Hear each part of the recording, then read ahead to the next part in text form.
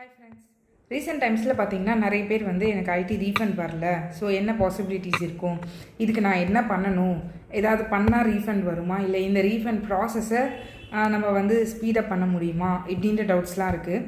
So பேசிக்காக இதில் வந்து சர்டன் சினாரியோஸ் இருக்குது. ஸோ அந்த சினாரியோஸ் பேஸ் பண்ணியே உங்களுக்கு சொல்கிறேன், ஸோ தட் உங்களுக்கும் கிளாரிட்டி இருக்கும்.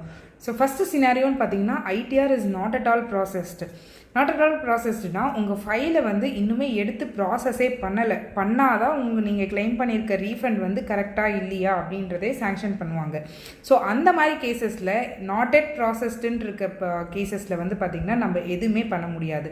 So we just have to wait or max நீங்கள் வந்து ஐடி போர்ட்டலில் போயிட்டு என்ன க்ரீவன்ஸ் போட முடிஞ்சால் நான் இத்தனை நாள் ஆயிடுச்சு ஃபைல் பண்ணி அப்படின்னு வேணால் போடலாம்.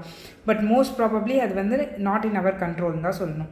செகண்ட் கேஸ் அப்படின்னு பார்த்தீங்கன்னா IT processed refund not issued. So இப்போ வந்து பார்த்தீங்கன்னா இப்போ ரீசெண்டாக உங்களுக்கு வந்து ப்ராசஸ் ஆகி இன்டிமேஷன் ஆர்டர் கொடுத்துருப்பாங்க, அதில் ரீஃபண்டு டிக்ளேர் பண்ணியிருப்பாங்க, பட் இன்னுமே அந்த வந்து உங்களுக்கு அக்கௌண்ட்டுக்கு வந்திருக்காது. ஸோ மேக்ஸிமம் அதெல்லாம் பார்த்தீங்கன்னா ரீஃபண்ட் டிக்ளேர் பண்ணி ஒரு 15 days அந்த மாதிரிக்குள்ளே வந்து உங்கள் பேங்க் அக்கௌண்ட்டுக்கு மேக்ஸிமம் ரீச் ஆகிடும். பட் அப்படியும் இல்லை அப்படின்னா என்னன்றது பார்க்கணும். பட் மோஸ்ட்லி ரீஃபண்ட் வந்து ப்ராசஸ் ஆகிடுச்சு, இன்டிமேஷன் ஆர்டர்லேயும் ரீஃபண்ட் டிக்ளேர் பண்ணிட்டாங்க, உங்கள் பேங்க் அக்கௌண்ட்டில் எந்த ஒரு ப்ராப்ளமும் இல்லை அப்படின்னா then most probably refund should not wait, அது மேக்ஸிமம் உங்களுக்கு வந்துடும்.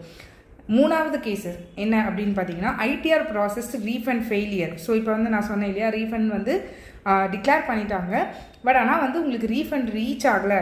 அதுக்கான பாசிபிலிட்டி வந்து பார்த்திங்கன்னா உங்கள் பேங்க் அக்கௌண்ட் வேலிடேட் ஆகாமல் கூட இருக்கலாம். தட் மீன்ஸ் உங்கள் பேன் லிங்க் ஆகாமல் இருக்கலாம், இல்லை நேம் மிஸ் மேட்ச் இருக்கலாம், அந்த மாதிரியான ரீசன்ஸ் இருக்கலாம். ஸோ அந்த மாதிரி கேசஸில் வந்து பார்த்திங்கன்னா ரீஃபண்ட் ஃபெயிலியர்னு உங்களுக்கு ஒரு மெசேஜ் வரும். அந்த மெசேஜ் அட்டென்ட் பண்ணி நீங்கள் அதில் என்ன ப்ராப்ளம்னு பார்த்து அதை சார்ட் அவுட் பண்ணி இன்கேஸ் வேறு அக்கௌண்ட் கொடுக்கணும் அப்படின்னாலும் அதை கொடுத்து நீங்கள் வந்து ஐடி போர்ட்டலில் லாகின் பண்ணி வேறு அக்கௌண்ட் டீட்டெயில்ஸ் கொடுத்து நீங்கள் இது பண்ண முடியும். But it should be linked with your pan.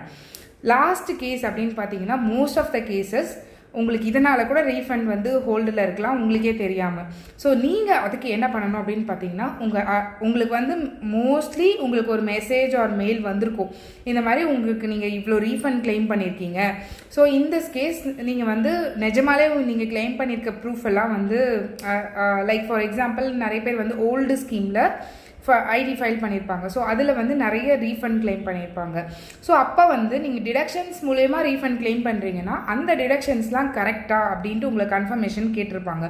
So அந்த கன்ஃபர்மேஷன் நீங்கள் உங்கள் ஐடி போர்ட்டலில் லாகின் பண்ணி ஒர்க் லிஸ்ட் கீழே ப்ரொசீடிங்ஸ் அப்படின்ட்டு இருக்கும். ஸோ இல்லை ஒர்க் லிஸ்ட்டுன்ட்டு இருக்கும். ஸோ அதுக்குள்ளே போனீங்கன்னா உங்களை கேட்டிருப்பாங்க டு கன்ஃபார்ம் யுவர் கிளைமெண்ட்டு. ஸோ அதை நீங்கள் கொடுத்து சப்மிட் பண்ணிங்கன்னா தான் உங்கள் ரிட்டர்ன் ப்ராசஸ் ஆகி உங்களுக்கு ரீஃபண்ட் வரும். ஸோ இந்த கேசஸ்லாம் நீங்கள் அனலைஸ்